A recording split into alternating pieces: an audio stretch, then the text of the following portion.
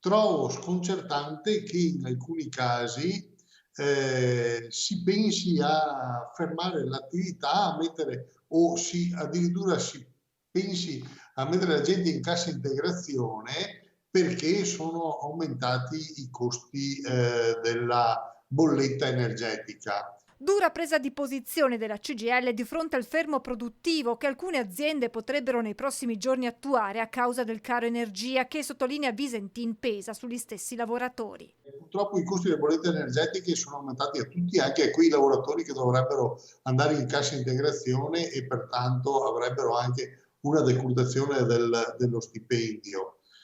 Sarebbe più opportuno invece che si intervenisse in maniera più incisiva anche nei confronti del governo. Ribatte il presidente di Unioncamere Veneto, Mario Pozza, che dice di capire la posizione del sindacato in difesa dei lavoratori, ma poi aggiunge: Il mercato è regolamentato da cosa?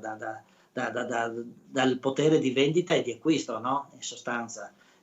Una grande impresa fa una grande produzione, questa grande produzione, se è sotto costo, magari un giorno, due, tre, una settimana puoi reggere e poi non puoi più reggere. fermare la produzione è una scelta difficile, ma che per aziende come quelle energivore rischia di diventare inevitabile. Ho informazioni di altre aziende legate in questo caso alle fonderie, ecco, al settore fonderie, che hanno intenzione di chiudere perché non conviene fare la produzione perché i costi sono troppo elevati. E poi c'è il capitolo legato alle sanzioni alla Russia che pesano anche sulle imprese di casa nostra e tutto il tema delle materie prime dall'Ucraina. Dall'Ucraina è arrivata l'ultima nave di fornitura di acciaio, adesso si è bloccata la fornitura di acciaio, quindi ci saranno ripercussioni. Per non parlare delle aziende che hanno delocalizzato parte della loro produzione proprio in Ucraina, è il caso, spiega Pozza, di alcuni calzaturifici che rischiano di avere ripercussioni anche sulla filiera veneta.